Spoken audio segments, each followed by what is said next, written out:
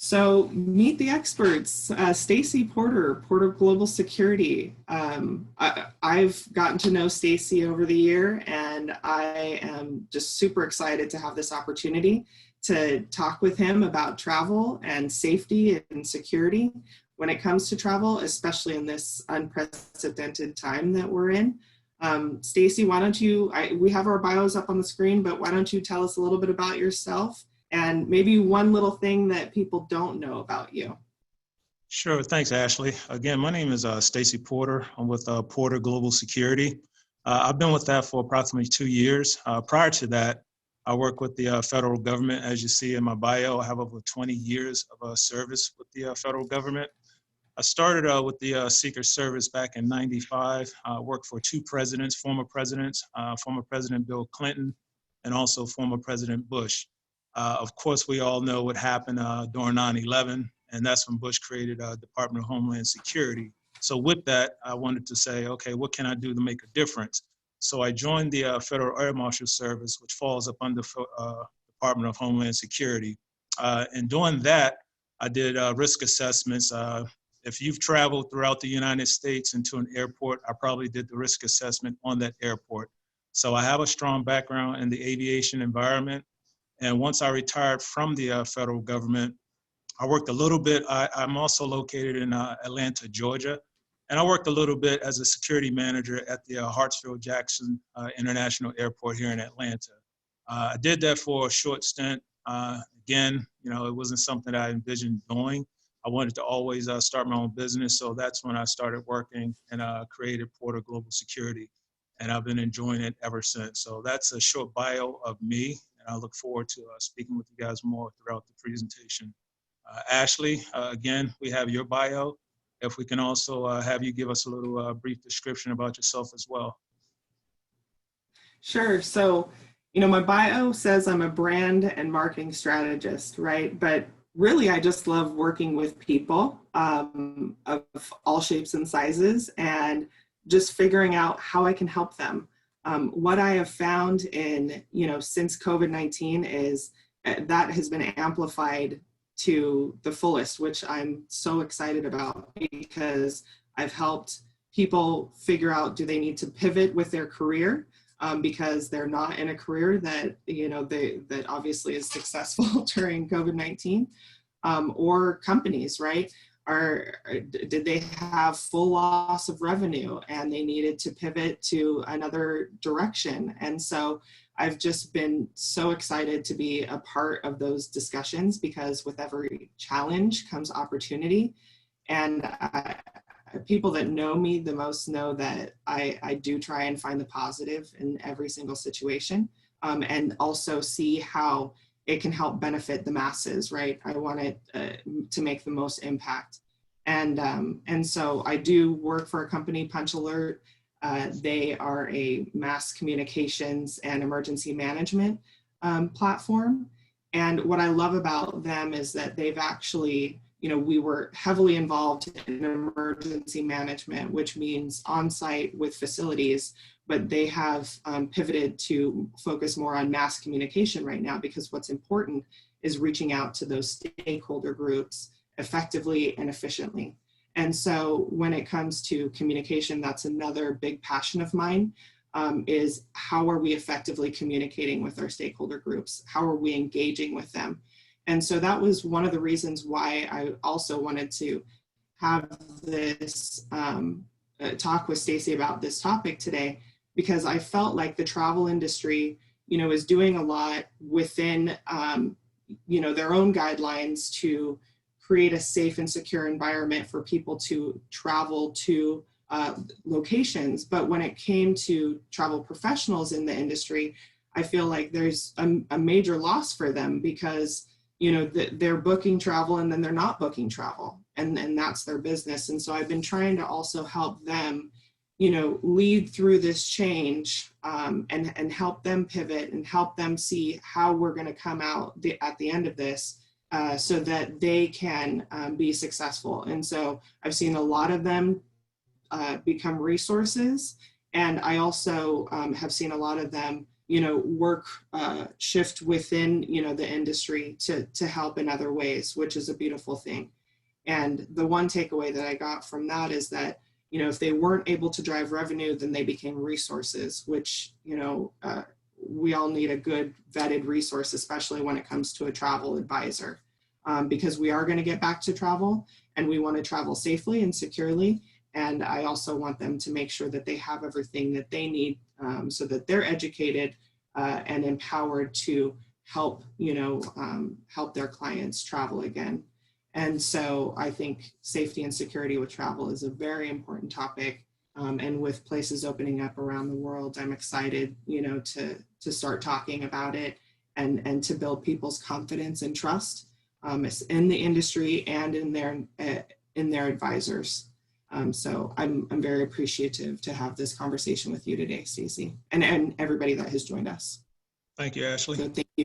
I will share one thing that not many people know about me, and then I'm going to ask you too, Stacey, because I don't think you said it, but the one thing that people don't know about me is I love the motorsports industry.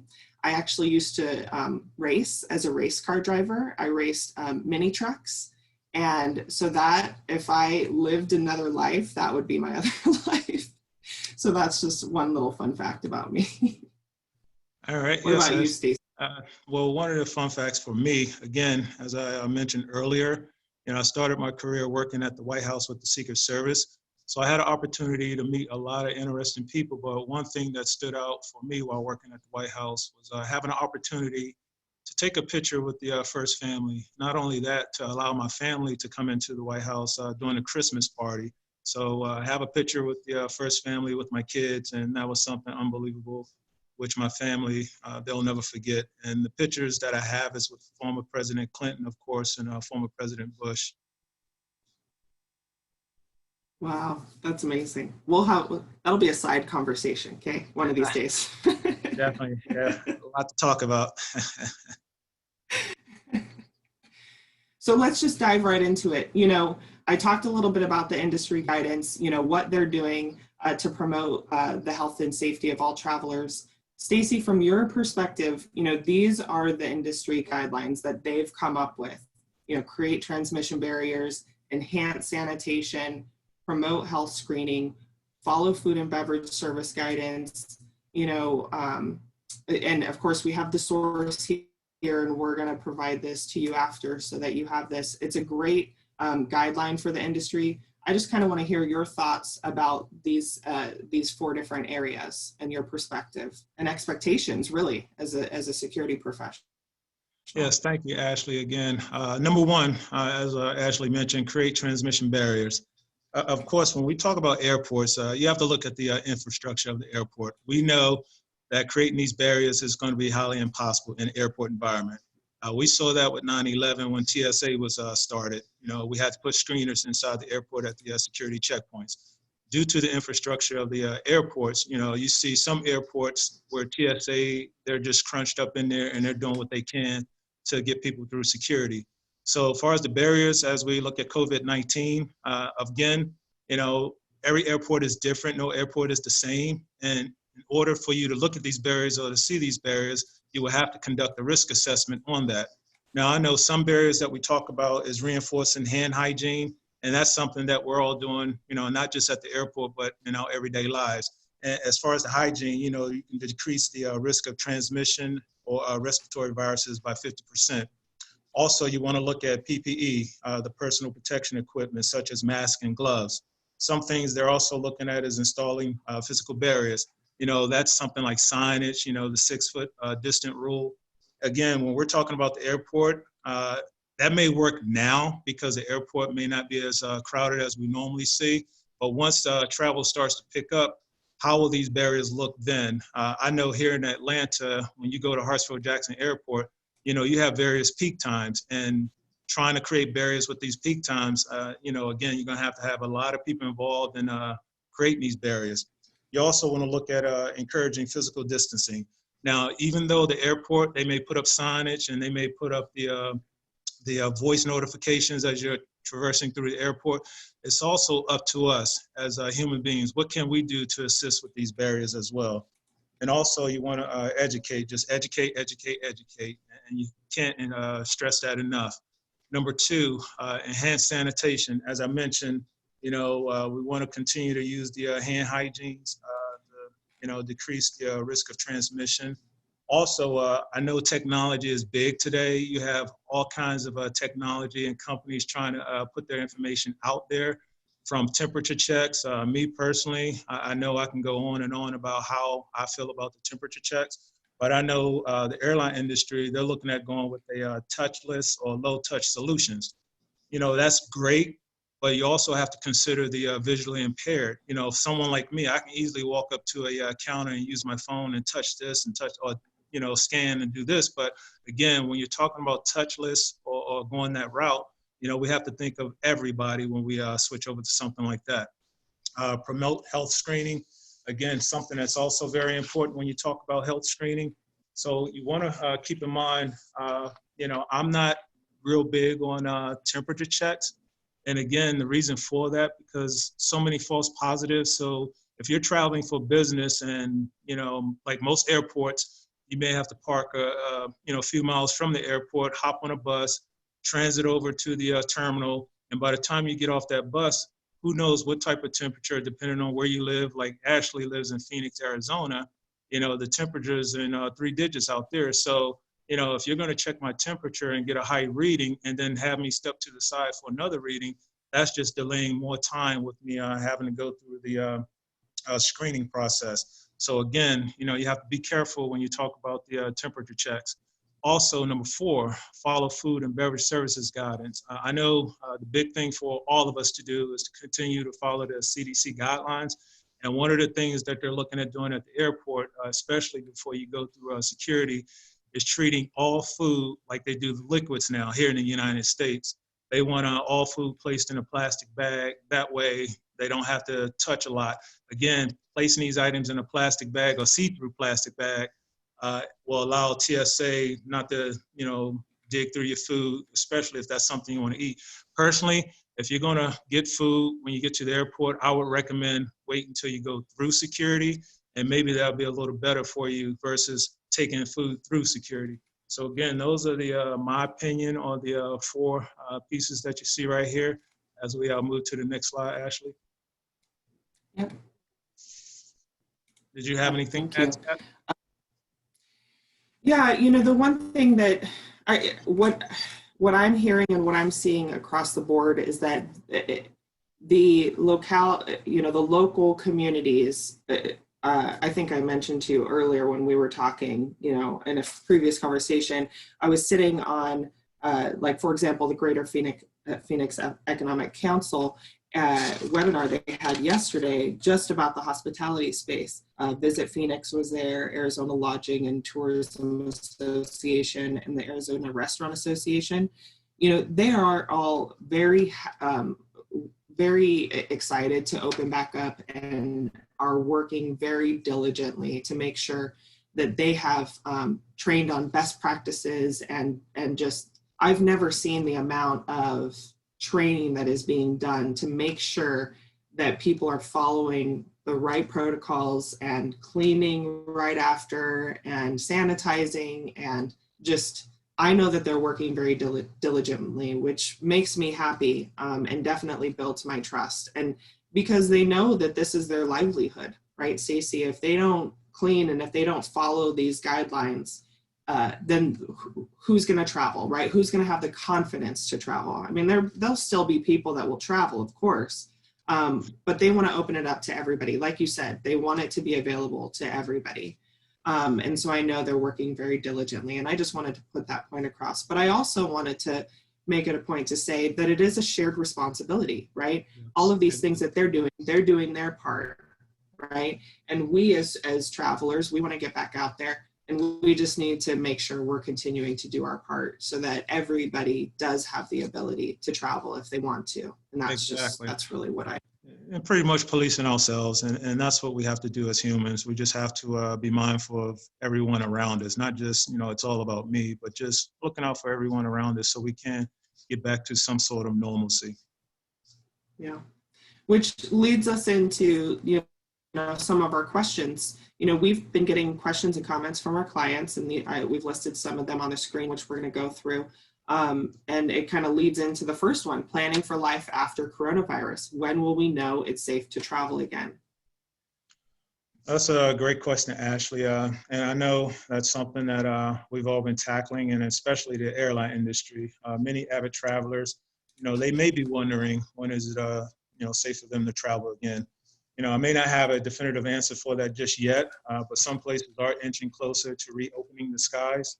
The decision ultimately comes down to when medical experts, as I mentioned, as long as we're, continuously following the guidelines of the CDC, that's something that not just, us as travelers are doing. Companies are looking at that. They're listening to the scientists. And one thing we have to keep in mind, flattening the curve. When businesses and local governments think it's safe, to start opening back up, that's when we know, okay, now things are starting to fall into place. So again, may not be a definitive answer just yet, but again, just continue to follow the guidelines of the CDC. What are they saying? What are the scientists saying? And then, of course, as we watch the news or we read the internet, which I know sometimes false information may be put out there, but you want to make sure you're paying attention to your local governments. What are they doing? And that will kind of give you an answer as to what the airline industry will try to follow as well. Again, you mentioned briefly about the hotel meeting you sat on yesterday. So even though hotels and airlines are stepping up to help during the pandemic, travel is likely to resume gradually once travel advisors expire and airlines slowly reintroduce flight updates. So, just continue to monitor that. But one thing I will add to that, as far as traveling is concerned, you have to ask yourself, and I know we're going into the travel months right now, especially with the summer here. One thing you have to ask yourself when you travel, pull up that information as to where you're going. Is it safe for me to go there? What are the numbers at this specific location that I'm trying to go to? So if the numbers don't match up to what you're saying or how you feel, then it may not be the time for you to travel right now. Not only that, as far as your business is concerned, is it necessary for you to go to this location, for business, or is it something that I can continually do like we're doing right now in Zoom? So those are some of the things that you can ask yourself before you decide to travel. And so what I'm hearing you say is really it's a risk versus reward, right? You weigh it out personally for yourself. But you also, I think this is a perfect interjection to say how important travel advisors are going to be to help educate you, because they know the ins and outs of the areas that you're looking to go to, especially the ones who specialize in that particular region or in that particular location. So just make sure that you are reaching out to travel advisors or to a trusted travel advisor as a resource, because they will be there to help you when it's so overwhelming, when you're fighting within yourself because you want to travel, but you don't know where to travel or if it's okay or any of these things, and you don't know where to go. We are going to provide you with some resources at the end of the slides, so we'll give you those links. But I would definitely recommend that you find a trusted travel advisor that you can, bounce ideas off of, talk to, and just get their expertise about, the rules and restrictions of those areas. And then the other thing I would say too is just consider some local travel too. Help boost your local economy. Exactly. Because that's super important right now. Everybody's affected, and so if you can, just travel within your own community or within a couple of hours, so that you're also keeping that money within your own communities, and helping those that have been truly affected. I mean, I was again on that webinar yesterday just talking about Arizona. They were saying something like 70% of the hospitality industry is not working right now. So just think about that when you think about going for places to travel to. And it might be a little bit safer too, because you're not having to travel as far. Maybe you don't have to stay overnight somewhere, but you're still able to enjoy some of those amenities. Good point, Ashley. Thanks. So, yeah. No, thank you. So some more targeted questions that we've been getting. So how do I find out, the latest on cancellations and travel bans? What, from your perspective, Stacy? Again, great question. There's a lot of information out there as it regards to this. Of course, we're dealing with COVID-19 amongst a lot of other things that's going on here in the United States. But again, because there's so many information being put out, it changes within days, if not hours. Mm-hmm. So it's hard to really keep up. And of course, I hate to be the bearer of bad news, but again, we have information at the end of this presentation where you can log on and check, various websites to see what's going on.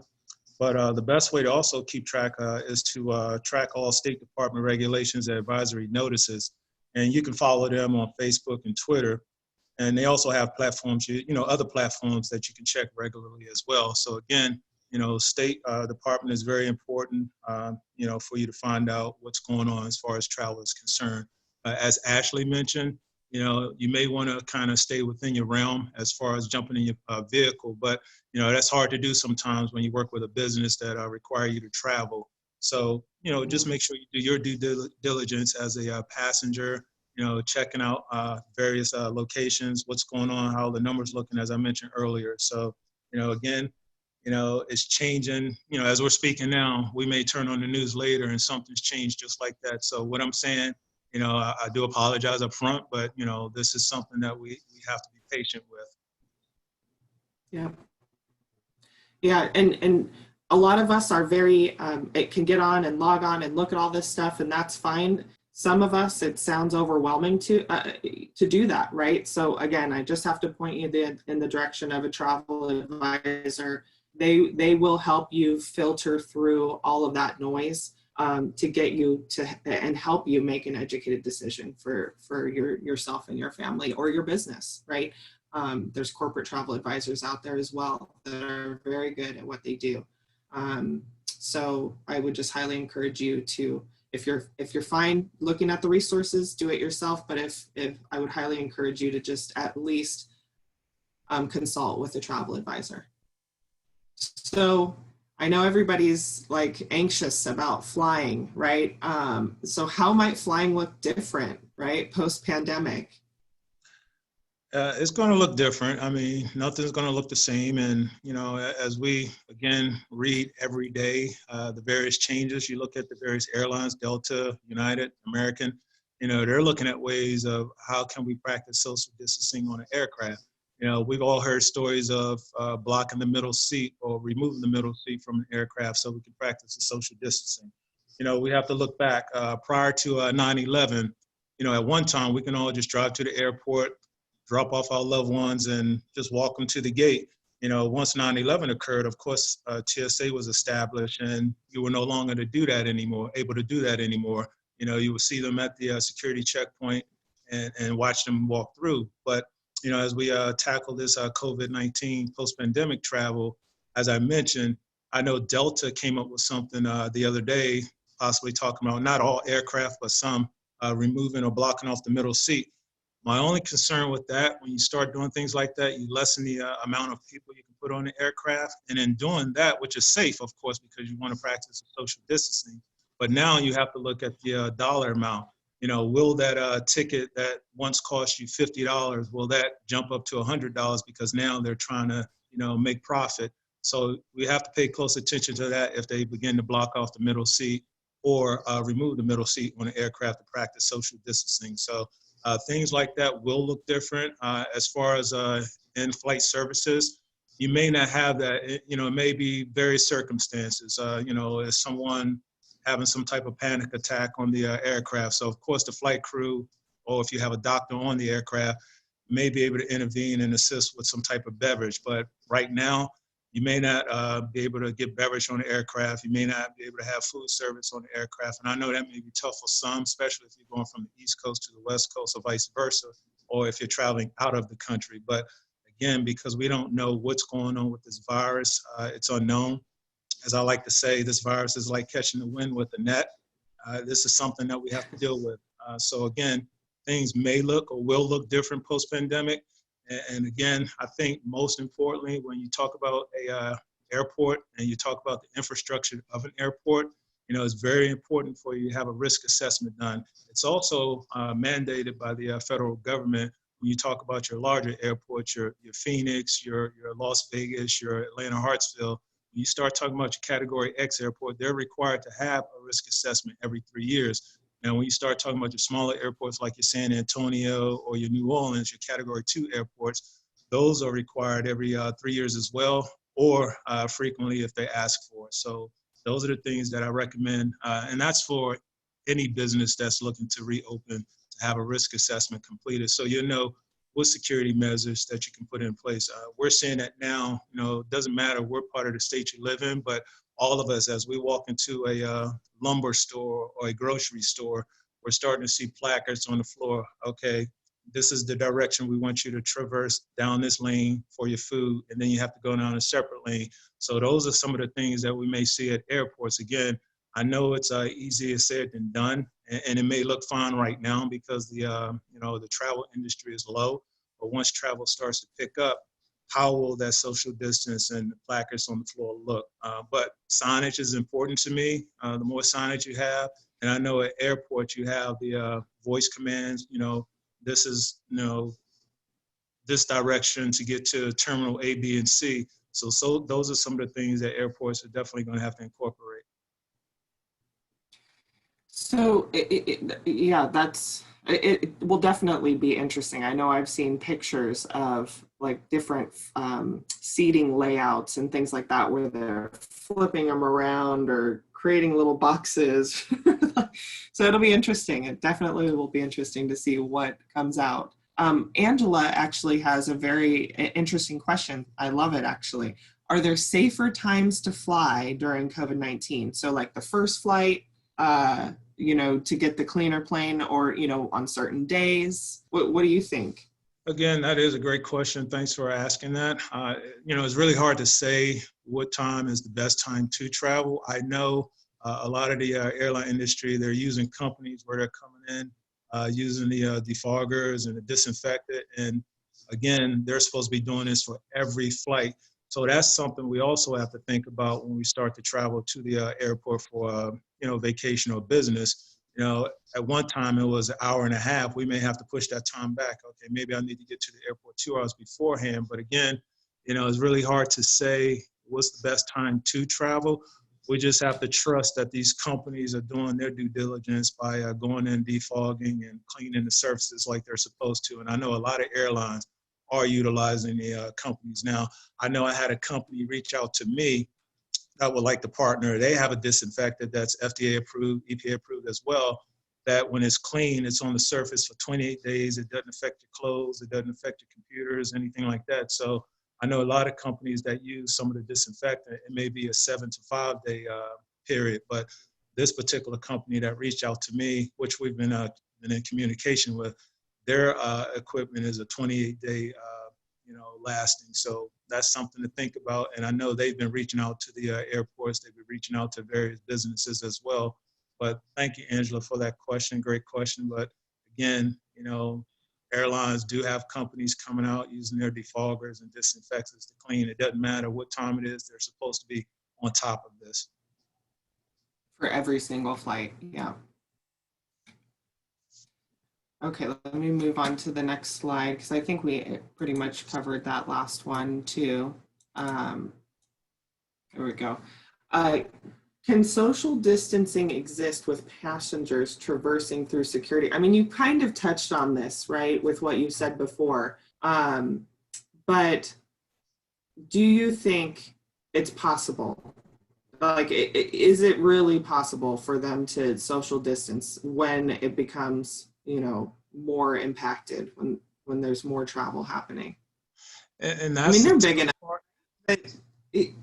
I feel like airports are huge, except for when you're standing in those really long lines at when you're coming into the country. I feel like I've never been more jam-packed before, or like right when you're going through the security checkpoint. And that's the rest of them, Yeah, and that's the problem that we're going to run into. Again, I can only speak about the airport where I live, Atlanta Hartsfield Jackson Airport, which is a massive airport. And if I were to drive up to the airport right now, it won't look the same as it did last year, June 5th. So again, you know, it may work at the beginning, but when you're talking about the infrastructure of an airport, if I were to go to Dayton, Ohio to that airport, you know, it's a much smaller airport, you know, you may look at, okay, this social distancing may not work here. So it's easier said than done. And again, you know, it all depends on that risk assessment. You know, I can talk at length right now about how this should be done or how that should be done, but until I physically see it, this is how things should be done. I know when you talk about security checkpoints, they have the snake lines, and you know that's when everybody's punched in and they're just going in the snake position to get to the security checkpoint. That may be something you have to look at. Do we, you know, set it up like you have at the grocery stores where you kind of, okay, this is the aisle that you're going to go down, and then you're going to turn and come back this way, so everybody's kind of practicing social distance, if you will. But again, it's up to the human factor. You know, what type of protective equipment are you wearing? You know, are you wearing your mask? You know, do you have gloves? I know TSA, that's also something that they're going to be doing when you go into the airport. You're going to see a lot of the TSA personnel wearing masks as they, you know, deal with passengers on a regular basis. So again, you know, it all depends on the airport. Every airport is different. You know, just because I do a risk assessment on Hartsfield-Jackson, that risk assessment may not be the same if I go to Phoenix Harbor Airport and do that risk assessment. And Ashley, I want to say we may have a couple more questions that came in if we want to pause for that or if you want to keep moving. Yeah, I went ahead and answered Deborah's question. She had to hop off. She was just saying thank you so much for joining us, for, you know, having this. She's going to watch the rest of it. So, you know, I know you've talked a lot about, you know, can the airports adapt with new security layouts? It sounds like, so what they would need to do is they would need to, you know, reach out to you, do a security assessment, and then you would also come with a whole plethora, I'm assuming, of resources to help them create what the new layout would look like. Especially when it comes to, you know, COVID-19 distancing world is what, you know, one of our customers has called it here. Yeah. And you've talked a little bit about it, but. And one thing I will add to that else? now, one thing I will add to that, if you look at, you know, every airport, I don't care if it's big, small, if you look at every airport, parking is their biggest revenue. And what I mean by that, most airports, the parking garage, you know, your hourly parking is right across from the airport, you know, for the convenience. You know, I don't want to park 3 or 4 miles from the airport. I want to park right here, jump up my vehicle and just walk right in. So as a risk assessment, I'm not going to come into your business and say, okay, you need to tear down this parking garage. That doesn't make sense. What do you have in place and what can we use that you already have in place? Now, some things you may, like I mentioned earlier, where they're talking about touchless, you may have to add a few technology pieces, you know, post-pandemic, but for the most part, you already have a lot of security features in place, but what can we do? And again, you know, airports have been around for a while, and we know some are adding on to airports as we all travel. There's always construction going on at airports, or some airports are looking, okay, we need to tear this one down and rebuild. But we also have to keep in mind, we have to use cost-effective ways when we also come in and do a risk assessment. You know, I don't want to come in and say, okay, you know, we need to tear down this entire checkpoint because we have to satisfy COVID-19. So again, you know, are we doing our due diligence as passengers? Are we doing our due diligence as employers working at the airport? And that's what we have to consider when we start to travel. Absolutely. Now, you and I have already had a conversation about this. Next question. Who should be responsible for conducting passenger temperature checks if they are going to go that route, right? Many people have said TSA. I know how I feel about it. I don't think TSA needs another job on their hands, but I would love to hear your perspective. And I totally agree with you. Again, you know, TSA, they have a lot on their plates, and I know everybody on this call or the Zoom meeting have their own opinion of how TSA is or how they work, but I'm not going to go down that road. But again, you know, when you talk about dealing with prohibited items, do we want to take them away from the things that they're supposed to be doing? I know, without naming airport, you know, I can work an 8-hour day, and if I work an 8-hour day at a specific airport, you know, I may hear over the radio that throughout the 8-hour day, just on a day shift, if you will, that 5 guns were found in a bag, and no fault. Well, I want to take that back. I'm not sure how that happened, but I always hear the story of, oh, I grabbed the wrong bag. So again, I'm not going to tackle that one right now, but if you're going to pull TSA away from checking for prohibited items, then, what can we say if it's not already happening, things getting through security because you want TSA doing temperature checks. Again, that's above my pay grade, and that is something that's being discussed with the higher up. So, what I'm saying now, I can be overruled by the higher ups, and they may say, okay, we want TSA doing this as well. So again, me personally, I don't think we need to pull them away from what they're already doing. And you're right. Ultimately it is their decision, right? I would hope that in making that decision, they would also know that they have enough coverage to properly, cover the security checkpoints and also have additional TSA available for the temperature checks if they do go that route. Yes. But I'm sure risk assessment, you would give them those options. Say, look, if you are going to have your TSA be responsible for conducting the passenger temperature checks, then the expectation is that there's going to be a certain, you have to meet the requirements, right, of the security checkpoints of how many TSA are there to cover those responsibly, right? Yes, and one of the things you also have to consider, which they do a fantastic job, with their equipment, they calibrate it. So now that's another feature you will have to do. How often are you, calibrating, if you will, with this equipment that you're using?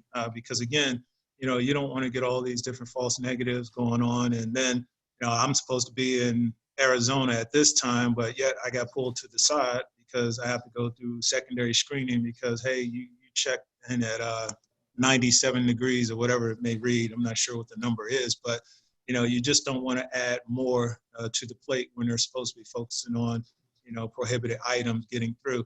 And again, we saw the various changes already with TSA. They're not going to be touching your tickets. You're going to have to put your food in plastic containers, placing other items within your bag. So now that they have to focus on that, and now you're saying, okay, we also want to add, TSA checking temperature checks. Now let's also add another piece to this.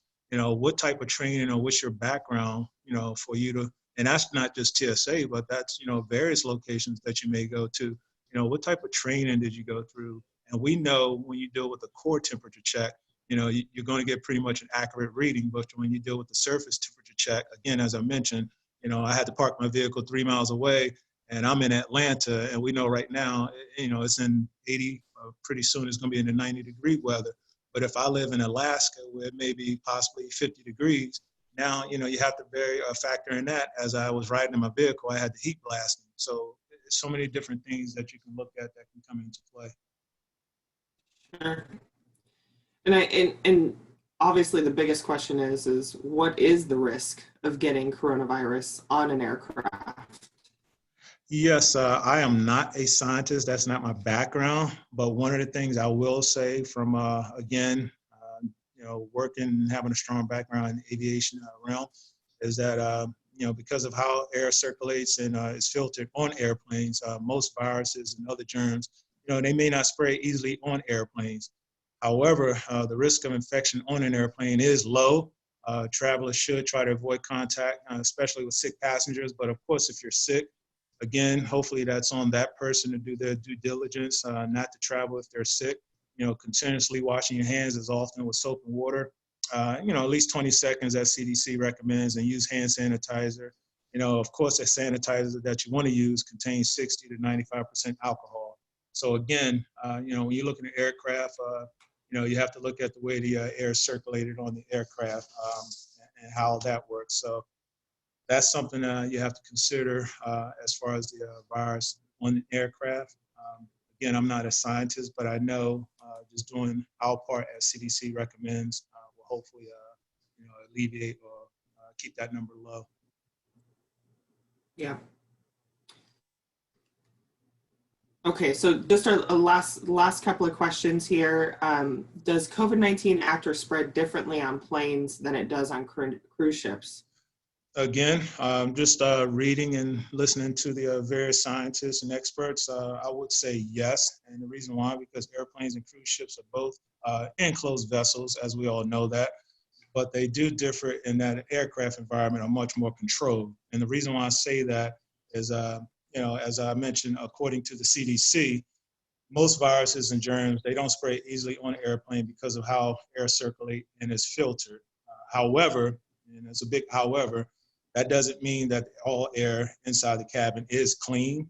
And the reason why I say that, because a person sneezing, coughing, or talking or breathing emits droplets, and that can be transmitted to nearby passengers before the HEPA filter, which not most, all aircraft do have, but the HEPA filter has a chance to catch them. So again, because of the HEPA filter, the air is being circulated, but again, that's not an end-all be-all. We just have to hope that HEPA filter has a chance to catch people sneezing and coughing. That's why it's so important for us to wear our PPE equipment when we're traveling. It's also important, as they're looking at social distancing. I know we've all seen on the news how they're going to do social distancing on an aircraft, but then, you turn on the news the next day, or someone's taking a picture and you look, there's a full flight, and you may see, a small percentage of people on that flight not wearing a mask. So again, what do you do about that? And it's only a recommendation. So there's really nothing that a flight attendant or a flight crew can do about that, because it's a recommendation. Now, if that's part of their policy, they can, enforce their policies, but I can see a big problem with that as well, because now you're going to have that passenger and that flight crew. Now, if the plane is still on the ground, those doors are open, you call the local PD in on that. But if that plane's up in the air and you're having some confrontation back and forth, I wouldn't tackle that. I would just call ahead, or have the captain of that aircraft call ahead. So once that plane lands, you have the local police department waiting for that passenger that possibly assaulted that flight crew. So, I hope it doesn't get to that point. No. I hope that, I hope that whoever travels, again, going back to that shared responsibility, right? If we all need to do our part, and we're all, I know it might be uncomfortable for some, or you may not believe in it, or whatever the case may be, but we are all in this together. That is a fact. And it's been proven, I've never seen the world come together the way we have and be so connected the way we have. And so it is a shared responsibility. And I know that everybody wants to get back to traveling. They're so excited to do it. Why would you want it to take it to that level? You know what I mean? I'm hoping that we all come out of this just, kinder, more gentle people that, just appreciate life, right? They appreciate, what we've been missing out on the last couple of weeks. The one other thing that I will say about this question here is cruise ships. Cruise ships are near and dear to my heart. I used to work for Royal Caribbean, and they're part of Celebrity and Azamara. And the one thing that I do know about the cruise industry is that, obviously they're majorly impacted right now, along with the travel industry as a whole, but the cruise industry is so resilient, and specifically I speak, about Royal Caribbean because, I know, because I worked for them, that they, will do whatever it takes to make sure that their passengers are safe. I know they're looking at implementing, checks beforehand, and they're going to be very stern if they do find things, which, again, is a whole nother conversation. But I think they are going to do whatever they possibly can to make sure that you guys are safe and secure to get back on those cruise ships. Because I do know a lot of people that are ready to get back cruising again. Some people are scared and will never do it again, and that's okay. But I hope that, they overcome that fear, because I love to cruise. I love my cruise family. I'm treated like royalty, when I go on there, and not because I work for the company, but because they're good, honest people who just love helping and supporting people.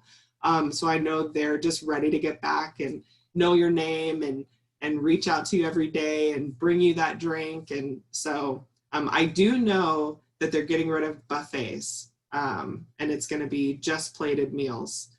Or if they do have a sort of type of buffet, that they're going to be serving it to you. So they are making a lot of changes there.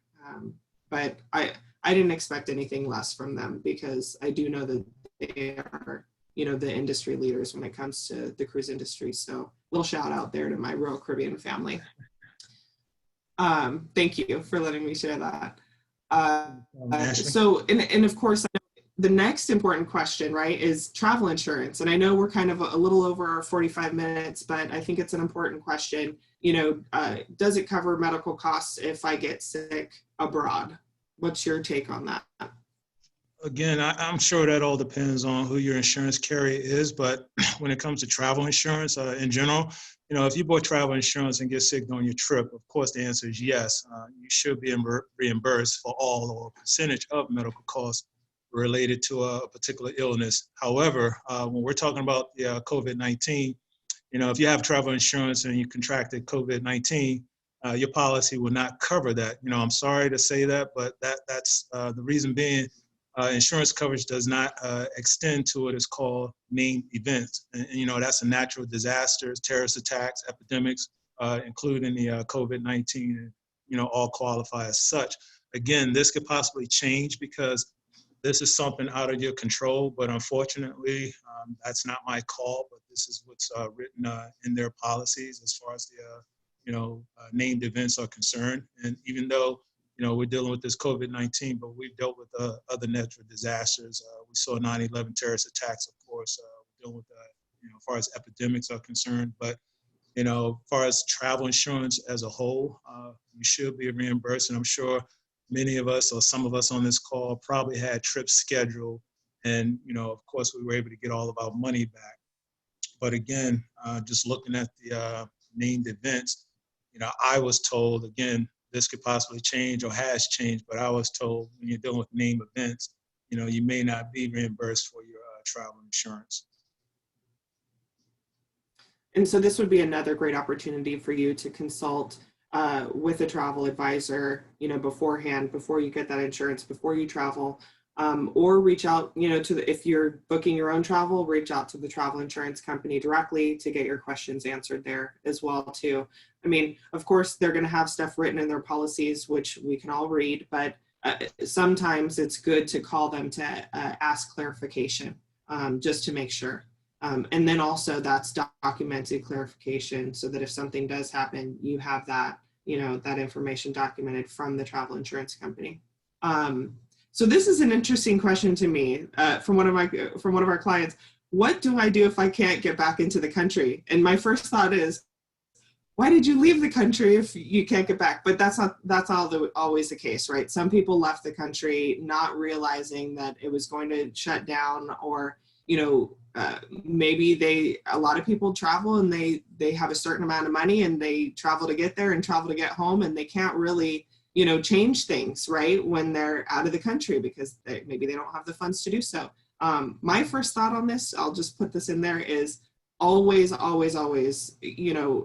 before you're leaving the country, you should always check, right? The what is the you're better at this than me, Stacy. What's the resource that they check to make sure the travel restrictions? Again, as I spoke about earlier, you want to definitely have that communication with the State Department. One of the things I did when I traveled during my time with the federal government, I always made a copy of my passport, and I always carried my immunization records. I even do that throughout the United States. I keep that in my bag, and that way, if something were to happen to me or I get sick, they say, okay, he's had such and such shots. They have that information. Or if I lose my passport, I have a copy of it. And the one thing you want to do if you're out of country, of course, you're checking with your insurance company before you leave the country. One of the things I will say, it is a tough question, what do you do? But mainly because there are a lot of reasons why you might not be able to return to the United States after travel. One thing, if you are abroad in the country cities and you get quarantined in the country you're in, the best thing I can say is continue to follow the instructions from the local authorities. But if possible, as I mentioned, ask for help, or you definitely want to know. This is prior to you leaving. you want to know where the nearest embassy is. That's or the consulate. That's so important. Every time I travel out of the country, that was priority number one. Not only that, I always did a recon on my hotel where, again, I have a law enforcement background, so I'm not trying to scare anybody, but I did a recon on my hotel. Okay, this is the hotel where I'm staying.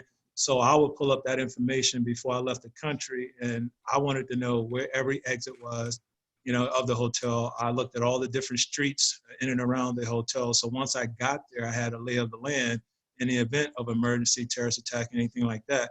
I know which way I need to go. Of course, I'm in communication with my coworker prior to us getting there as well. So we're all on the same page. So the biggest thing for me is continue to follow the information of the country that you're in. But most importantly, if you're from the United States, make sure you know where that consulate is or the embassy of that country. And I absolutely love to hear that perspective, because I think it's so important to be aware of your surroundings, especially when you're traveling, right? And even to the extent that you go to, where are the fire exits, where, because of everything that's been going on in the last few years, right? It's always good to know and be aware of your surroundings. Where's your exit? Where's an alternative option, right? To get you out of that situation. But hopefully it doesn't come to that point. It's always important to be aware of your surroundings. And then of course, the other thing I say, to folks that travel is, every place has areas of issues, right? We have it here. I'll go to San Francisco and I may not go to certain areas in San Francisco. That's just the case, right? But you just be aware of your surroundings, be aware of where you are at all times. And then, of course, another great reason to consult with a travel advisor, right, is to not only have the U.S. Embassy or the consulate, but have a contact back home that is, helping you be able to get back if they can. I know travel advisors that do have access to, high levels of security, homeland security that, I'm not saying it's possible, but I almost feel like anything is possible these days with what we've been dealing with in 2020. But, just make sure you have somebody that's a representative for you that, knows of your situation and even has like your travel documents in hand too, because that can be helpful as well. So I know we went a little bit past the time. Thank you so much, Michelle, for your comments about just being great info as I enjoy traveling. And in addition to safety, security is paramount. I wholeheartedly agree with you. Does anybody have any questions? And I did leave you guys the opportunity to unmute yourself if you want to ask them live. Feel free to do so. Or you can put them in the chat as well. Now, we'll say those of you that are online, if you have any other questions that you don't want to ask now, but you want to ask later, the next slide has our contact information on there again. Feel free to email me or give me a call, and we can also have an offline discussion as well. And as Ashley mentioned, these are also some links and resources that we put in here. Again, this is recorded. We're going to have this information emailed to you guys if you're interested, of course, and you can go from there. Hello. Did I? There you go. Hello, can you hear me? Yes. I can hear you. We can hear you. Yes. My name is Qasim Challenger. I'm a retired Army counterintelligence agent. I'm affiliated with or not affiliated, but I know Mr. Porter. We have talked a couple different occasions. I feel that that your diagnosis of what TSA will have to go through is spot on. I do feel like it will diminish the scope of them looking for prohibited items. I think that they're not going to be trained properly or could focus on too many things. I think that this is going to be an ongoing issue for until a vaccination. is actually found. And then not only vaccination found, people actually required to take it. I think this is just going to be an ongoing issue. So I guess I'll just skin my teeth because I don't know the correct answer other than training. But I think that looking for or stopping prohibited items and COVID-19 testing has to be separate. I don't think that TSA has I don't think there's nothing against the people that work there. I just don't think that they're qualified or could be qualified to handle both situations. And I agree. I definitely agree. And that's why I wanted to make that point earlier when I mentioned that. Again, this is definitely above my pay grade, and this is something that I'm not going to have the final decision on. I know this is probably being talked about at length at headquarters level. And we know how politics can work sometimes when a lot of folks aren't out there doing the job. A lot of times decisions are made without them actually talking to the folks that are out there doing the job and giving their insight on this is how things should look. Now, I will say if they go that route, you're probably going to have a designated team, not, okay, hey, Stacy, I need you to come off the screening machine and come over here and do this temperature check. So if you're going to allow me to do temperature checks, then you better have that team designated for that. Because the other side you have to look at, where you have TSA who are federal employees, now you're going to have people question if you bring in security companies. Okay, now I don't trust that security company. So again, as you mentioned, it's a tough question. How do we answer that? It's a lot of questions that we may not have the answers to, but as we continue to work together collectively, and hopefully we can come up with the right information. That's so true. And thank you for, voicing that opinion, because I know that Stacy and I feel the same way. And that's why it will be so important for these airports, to reach out to, Porter Global Security to get the risk assessments to really understand, because sometimes they're just making the decision based off of, what they think. They have a staff and I'm just going to, get the staff to do that part, but they're not thinking about the broader picture. And that's exactly why companies bring in folks like Stacy to do those risk assessments, to give them a broader view on things that they may be missing out on. One thing that I just want to point out here on the links to the resources, we do have a global timeline. This is actually a really neat resource where this company has actually put the openings of the different areas around the country in a timeline. And so you can see it by date. And then of course the industry guidance, that's what Stacy went over. So that's just in more detail there.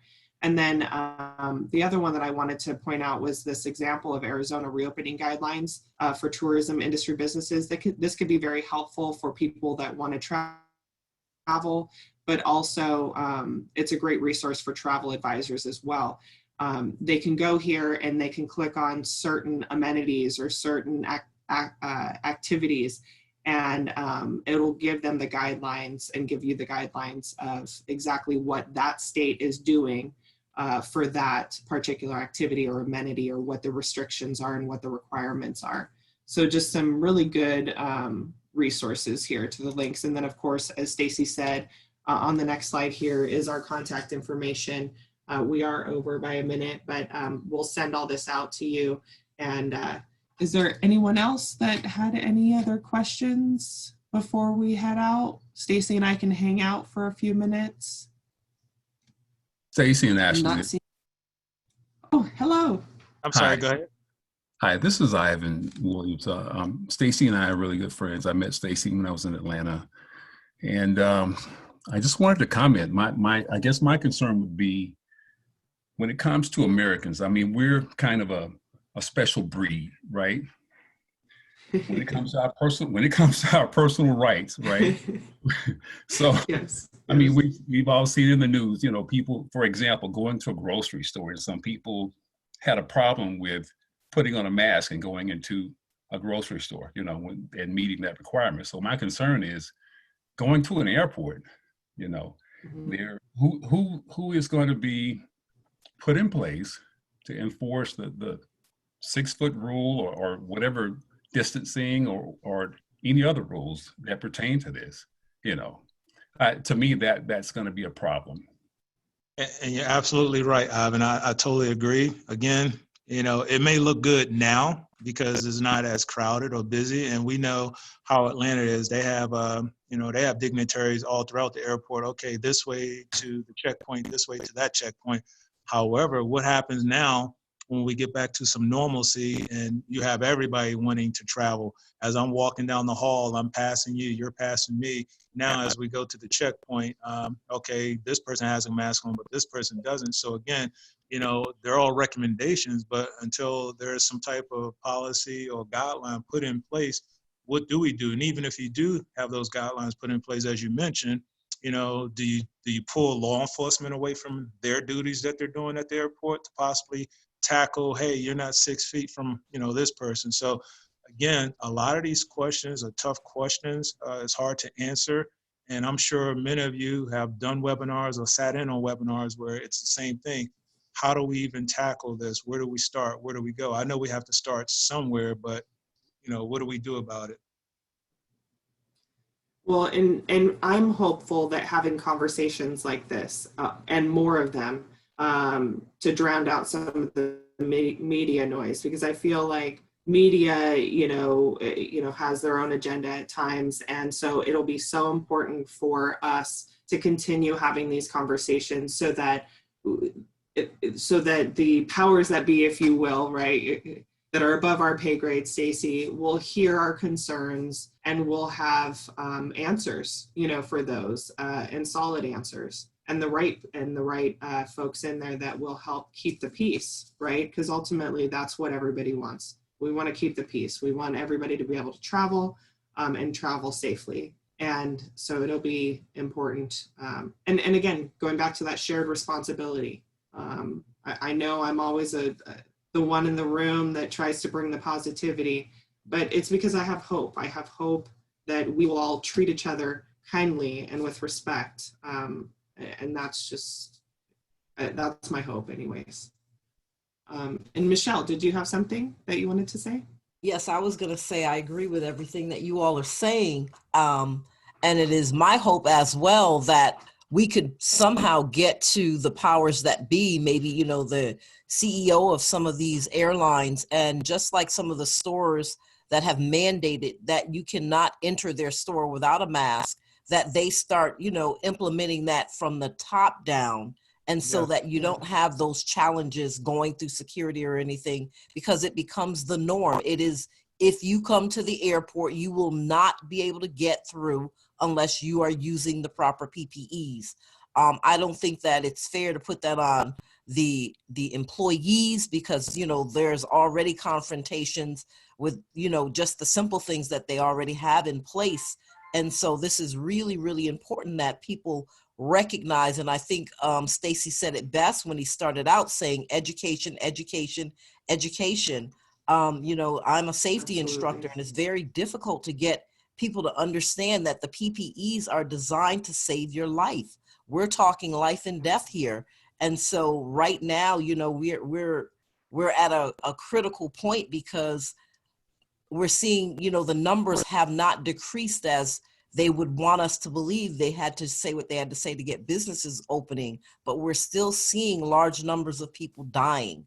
The numbers we'll see the difference when there's like 0 people dying, and then we'll know that, maybe, we've kind of crossed that bridge. But right now, I think the fact that this is still a pretty liquid situation where we're still learning about it, and there's probably still going to be some new things on the horizon that we have to take the necessary precautions.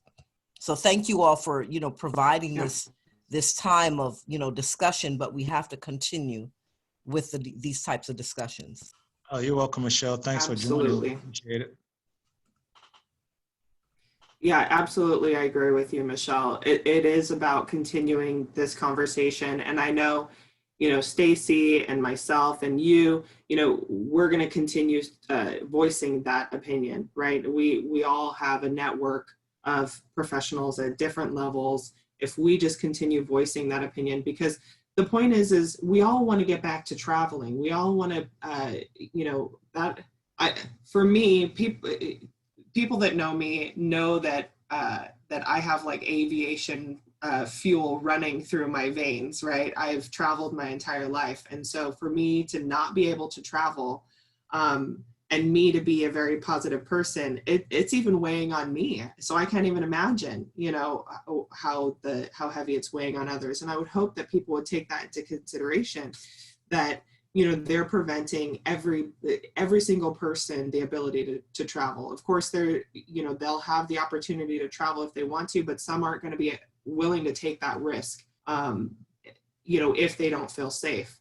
And so the message that I want to portray is let's make it safe for everybody to travel if they want to, right?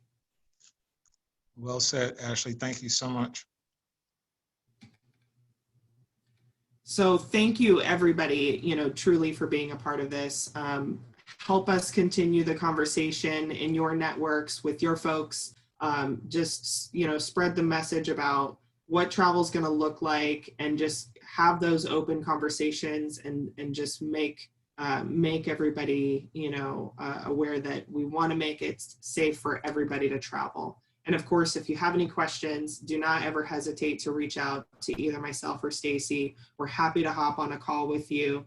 You know, if you try and call us and we don't answer right away, you know, that's my mobile number up there. Text me, because I'm on the phone pretty much all the time. I feel like text message is the best way to reach me quickly. Stacy, is that, I don't know, is that your mobile number as well? Yeah, that's all my correct information. If anybody wants to reach out, again, the 703 is the number, and there's my webpage and my email address as well. So again, don't hesitate to reach out. Hopefully I can assist you further down the road, and we can move on from there. And there is going to be a survey. The last thing I'll say, there's a survey at the end of this. We would appreciate if you had filled out that survey, and we want to hear from you. What topics do you want to continue to have the conversation about as well? Thank you so much. I hope you guys enjoy your Friday. And again, just thank you for being a part of this discussion with us today. And thank you, Stacy, very much for your time. Friday. I truly appreciate it. You're welcome. Thank you, everybody. I appreciate it. Okay. Thanks, guys. Bye-bye. Thank you. Thank you. Thank you.